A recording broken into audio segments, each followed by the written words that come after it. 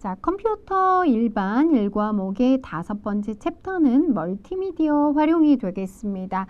요즘 이 멀티미디어를 굉장히 많이 활용하고 있기 때문에 중요성이 높은 그런 챕터라고 볼 수가 있는데요. 멀티미디어의 내용은 이렇게 4가지로 구성이 됩니다. 우선 첫 번째는 멀티미디어의 개요, 즉 멀티미디어의 정의와 특징이 나와 있는 부분인데요. 많이 출제되는 부분이라고 볼 수가 있겠고요. 그 다음 멀티미디어를 구성하는 그래픽 데이터와 사운드 데이터 그리고 동영상 데이터까지 이렇게 구성이 되어 있습니다. 그럼 중요 내용 살펴보도록 하겠습니다. 자, 먼저 멀티미디어의 개요 부분이 되겠는데요. 멀티미디어의 개요는 우선 멀티미디어의 정의를 담고 있습니다. 멀티미디어라는 것은 멀티라는 말과 미디어가 합성됐다고 볼 수가 있는데요. 멀티라는 것은 다중을 의미하게 되죠. 여러 개를 뜻하게 되고 미디어라는 것은 매체를 의미하게 되는데요. 여러 개의 매체가 합쳐져 있다라는 그런 뜻입니다. 그래서 이 멀티미디어와 반대의 용어는 모노미디어라고 볼 수가 있는데요. 즉 하나의 매체만을 포함하는 것을 의미합니다. 멀티미디어는 텍스트나 그래픽, 사운드, 동영상 등의 다양한 매체를 통해서 한 가지 매체가 아닌 여러 개의 매체를 통해서 정보를 전달하는 것을 의미하게 됩니다. 그런데 이 멀티미디어 데이터에는 표준이라는 것이 반드시 필요한데요. 뒤쪽에 이제 하나씩 공부하시게 되면 그래픽이나 사운드, 동영상에는 모두 표준이라는 게 필요하게 됩니다. 왜냐하면 이 멀티미디어 데이터는 우리가 사용하는 컴퓨터에서 다뤄지게 되는데요. 각각의 컴퓨터들은 모두 다른 환경을 가지고 있습니다. 다양한 하드웨어와 소프트웨어 환경 등을 사용하고 있기 때문에 서로 호환될 수 있는 표준안이 반드시 필요하다고 볼 수가 있습니다. 이 멀티미디어라는 것은 가상현실, 요즘 버추얼 리얼리티 많이 사용을 하는데요. 가상현실 이외에도 전자출판, 화상회의, 방송, 교육, 의료 등의 사회 전 분야에서 활용이 되고 있습니다.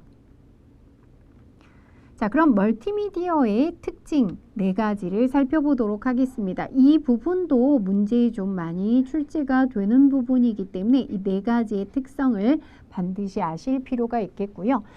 우선 첫 번째는 통합성의 특징입니다. 앞서 설명드린 것처럼 한 가지 매체가 아니라 여러 개의 매체가 통합되는 특성을 갖고 있는데요. 텍스트, 그래픽, 사운드, 동영상 등의 다양한 미디어를 통합하는 성질이 되겠습니다. 두 번째는 디지털화가 되겠는데요. 멀티미디어는 컴퓨터에서 처리가 된다고 말씀을 드렸습니다. 그러기 위해서는 아날로그 형태의 다양한 데이터를 컴퓨터가 인식할 수 있도록 디지털화하는 것을 포함하게 됩니다. 세 번째는 쌍방향성이 되겠는데요. 쌍방향성이라는 것은 일방적으로 정해진 어떤 데이터를 한쪽으로 전달하는 것이 아니라 상호작용을 한다는 것입니다. 정보 제공자와 사용자가 상호작용을 해서 데이터를 전달하는 것을 쌍방향성이라고 얘기를 하고요. 네 번째 비선형성이라는 것은 순차적으로 진행되는 것이 아니다. 상호작용을 통해서 진행 상황을 제어하게 되는데요.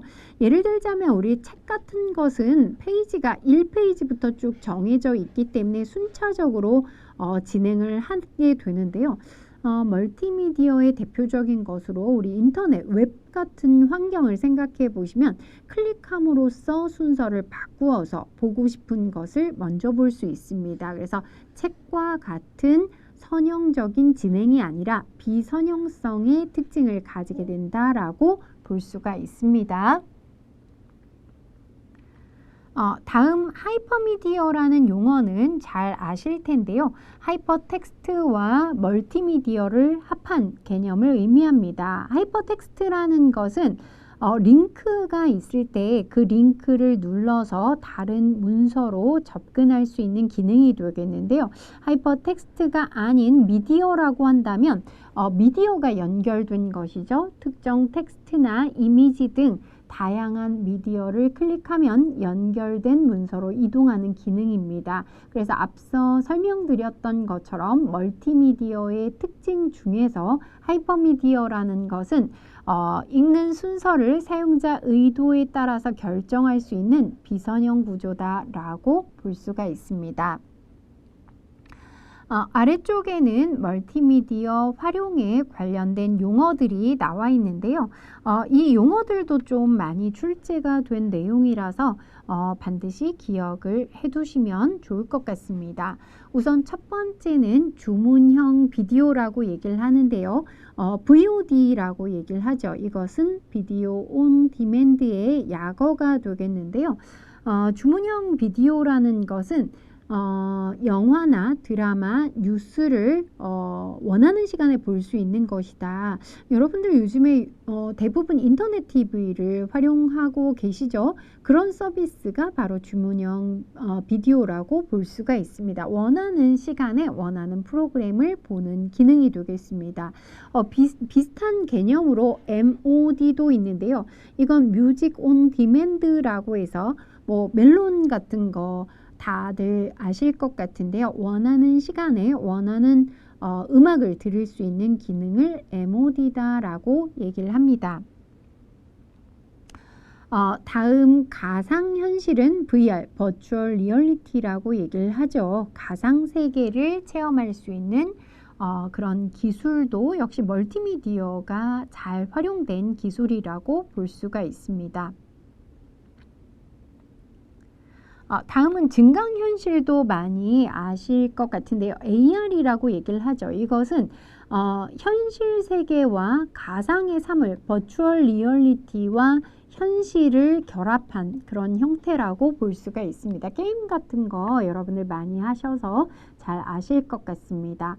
그 다음은 화상 회의 시스템인데요. VCS라고 합니다. 우리 줌 같은 것을 활용해서 회의를 많이 하는데요. 이런 것도 역시 멀티미디어를 활용하는 기술이라고 볼 수 있습니다.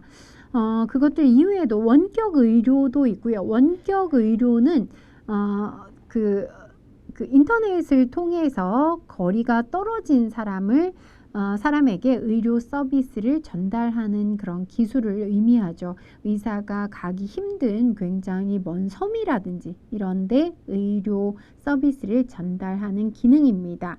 그 다음 키오스크는 워낙에 요즘에 활성화가 되어서 여러분들 다 아시겠죠? 우리 음식점에서 계산할 때도 모두 키오스크를 활용하고 있는데요. 이런 것들도 모두 멀티미디어를 활용하는 기술이라고 볼 수가 있습니다. 다음에 멀티미디어 시스템 부분은 그렇게 많이 출제되는 부분은 아니기 때문에 이 부분은 넘어가 보도록 하겠습니다.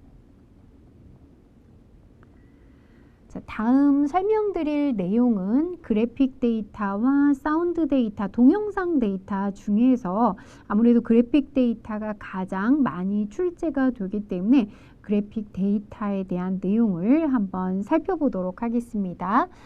그래픽 데이터는 각각의 그 데이터들 중에서 활용도가 가장 높은 그런 형식이 되겠는데요. 우선 먼저 알아두셔야 될 것은 그래픽 데이터의 표현 방식이 되겠고요. 그래픽 데이터는 크게 비트맵 방식과 벡터 방식으로 나누어지게 됩니다.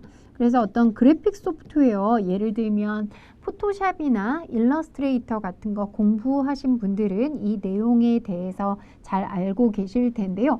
우선 이 그래픽 데이터가 비트맵 방식과 벡터 방식으로 나누어지는데 각각의 특징은 어떤지를 정확하게 아실 필요가 있겠습니다. 우선 비트맵이라는 것은 이미지를 표현할 때 점을 찍어서 표현하는 그런 방식이라고 생각하시면 되겠는데요. 이것을 다른 말로 레스터 방식이다 라고도 얘기를 합니다. 그래서 비트맵은 레스터다. 이렇게 우선 기억을 해주시고요.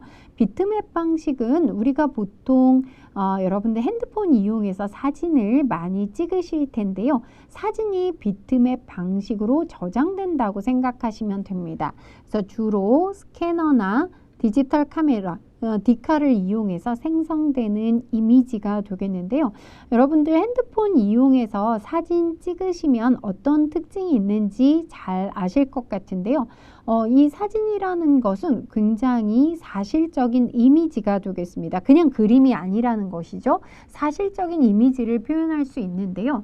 큰 단점이 한 가지가 있죠. 왜냐하면 이것을 정해진 해상도보다 좀 확대를 하게 되면 이미지가 깨지는 그런 현상이 발생하게 됩니다. 이걸 우리가 뭐라고 얘기를 하냐면 계단 현상 또는 엘리어싱 현상이다 라고 얘기를 하는데요. 확대하면 테두리가 거칠어지는 그런 현상이 되겠습니다. 그래서 계단 현상이 발생한다 라는 것 꼭 기억을 해 주시고요.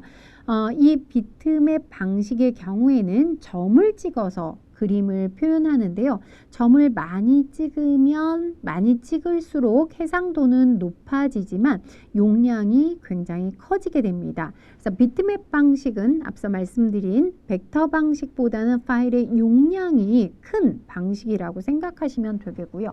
실제로 우리가 핸드폰으로 사진을 찍어서 저장하게 되면 용량을 아주 많이 차지하는 것을 여러분들 보실 수가 있습니다. 그리고 앞서 설명드린 대로 속도는 화면에 표시하는 속도는 벡터 방식보다 조금 빠른데요. 벡터 방식은 어떤 계산에 의해서 데이터를 표현하는 방식이라 시간이 좀 걸리는데요. 비트맵은 그냥 점을 찍어서 그림을 표현하기 때문에 빠르게 표현할 수 있습니다. 그리고 앞서 설명드린 대로 비트맵 방식은 굉장히 사실적인 이미지를 표현합니다. 그래서 주로 사진을 표현하는데 많이 활용하게 된다고 볼 수가 있습니다. 비트맵 방식의 확장자가 되겠는데요. BMP나 JPG, JPG는 JPEG, JPE 여러 가지 형태가 있는데 이미지를 좀 압축하는 형태라고 볼 수가 있습니다. 많이 사용하시죠? PNG와 GIF도 많이 사용하는데요. 이 JPG와 PNG, GIF가 우리 인터넷에서 주로 사용하는 이미지의 형태라고 볼 수가 있습니다. 그럼 이 비트맵 이미지를 다룰 수 있는 프로그램, 소프트웨어들이 있는데요. 포토샵이나 그림판, 페인트샵 프로 이런 것들이 모두 비트맵 이미지를 다루는 소프트웨어가 되겠습니다. 반면에 벡터 방식은 비트맵 방식과는 좀 특징이 반대다라고 생각을 하셔도 되겠는데요. 요건 점과 점을 연결하는 직선이나 곡선을 이용해서 이미지를 표현하는 방식이 되겠고요. 가장 큰 특징은 확대해도 엘리어싱 현상이 발생하지 않는다는 것입니다. 계단 현상이 발생하지 않는다는 게 가장 큰 특징이 되겠고요.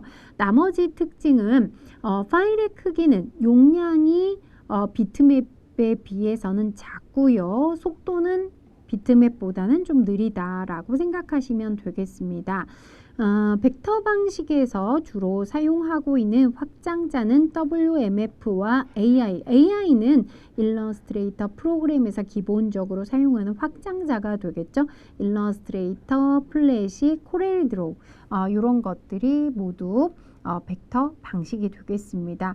그럼 여러분들은 비트맵 방식과 벡터 방식의 특징 잘 구분하실 필요가 있겠고요. 오른쪽 그림 보시면 바로 요게 계단 현상이 되겠고 벡터 방식은 계단 현상 없이 깔끔하게 표현된다는 것을 볼 수가 있습니다.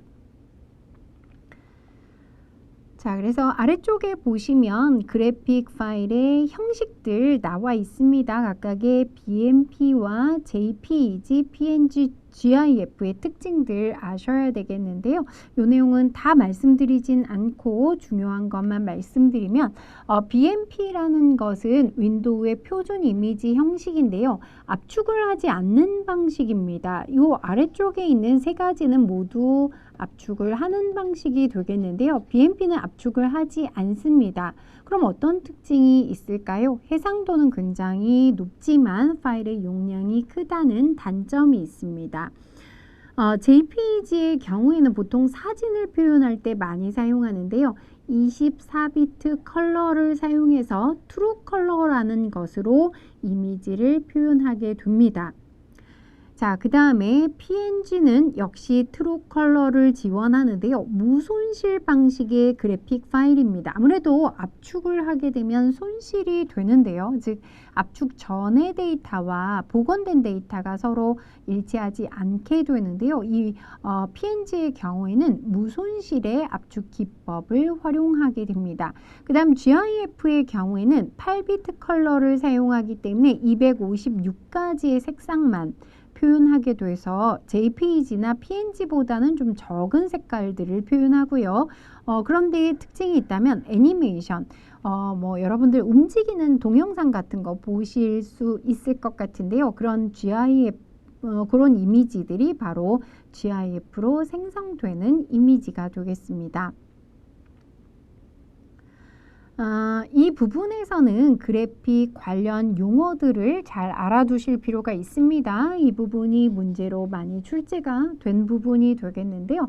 우선 첫 번째 엘리어싱이라는 것은 계단형 현상을 의미한다고 설명을 드렸죠. 그래서 비트맵 이미지를 확대할 때 이미지의 경계선이 매끄럽지 않고 계단형 형태로 나타나는 것을 엘리어싱이라고 얘기를 하고요.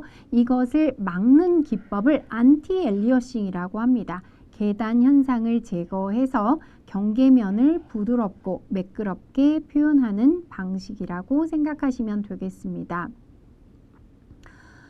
다음은 모델링이 되겠는데요. 여기에서는 이 모델링과 렌더링 이 두 가지의 특징을 잘 구분하실 필요가 있겠습니다. 이 모델링과 렌더링은 모두 다 3차원 그래픽과 관련이 있습니다. 입체적으로 뭔가 사물을 표현하는 것인데요.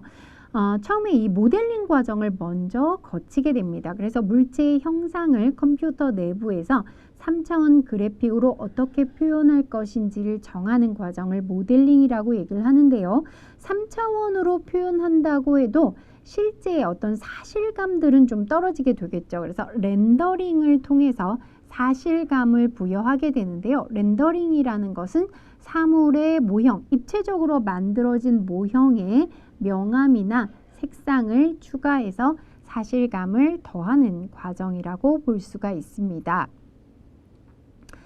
다음 디더링이라는 것은 디더링은 표현할 수 없는 색상이 있을 때 색상을 조합해서 비슷한 색상을 낸다라고 되어 있는데요. 우리 어렸을 적에 크레파스나 또는 물감을 이용해서 색을 합성해서 만들던 거 기억이 나실 것 같습니다. 그런 것처럼 역시 그래픽에서도 이 색상을 조합해서 비슷한 색상을 만들어내는 그런 기능이 있습니다. 이것을 디더링이다라고 얘기를 합니다. 다음은 인터레이싱이라는 용어인데요. 인터레이싱은 화면의 이미지를 표현할 때 한 번에 표시하지 않고 이미지의 대략적인 모습을 먼저 보여준 후에 천천히 표시되면서 선명해진다.